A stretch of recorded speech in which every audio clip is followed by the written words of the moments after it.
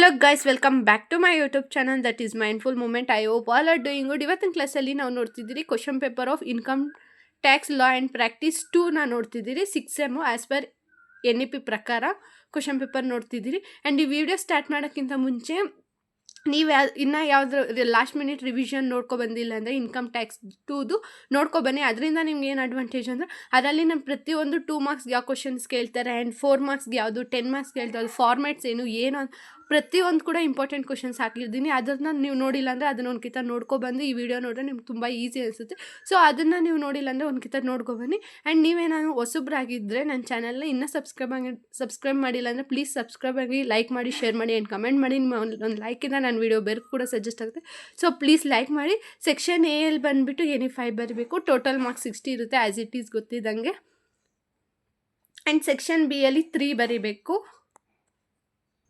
And 6M ಅವ್ರಿಗೆ ಯಾವುದೇ subject ಆಗಲಿ, ಬೇರೆ ಇನ್ಕಮ್ ಟ್ಯಾಕ್ಸ್ ಎಲ್ಲ ಯಾವುದೇ ಸಬ್ಜೆಕ್ಟ್ ಆಗಲಿ ಆನ್ಲೈನ್ ಕ್ಲಾಸಸ್ ನಡೀತಿದೆ.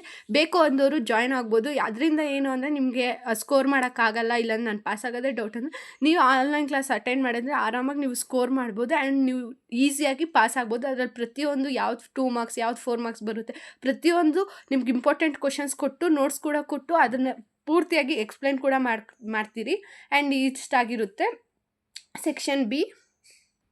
ಆ್ಯಂಡ್ ಸೆಕ್ಷನ್ ಡಿ ಅಲ್ಲಿ ಕೂಡ 3 ಬರೀಬೇಕು, 10 ಮಾರ್ಕ್ಸ್.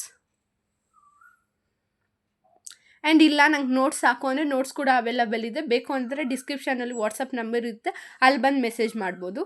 ಆ ಸ್ಕ್ರೀನ್ ಮೇಲೆ ನಂಬರ್ ಬರ್ತಾ ಇರುತ್ತೆ.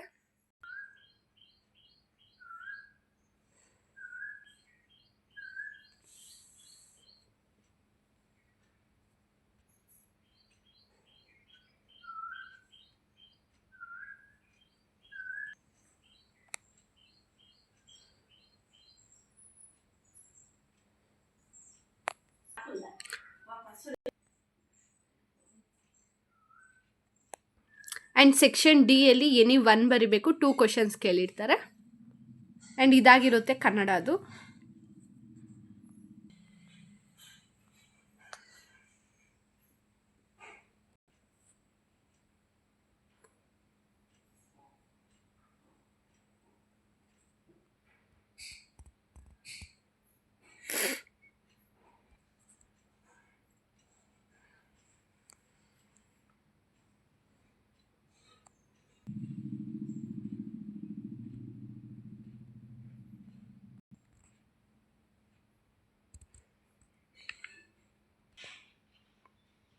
Okay, see you in next video.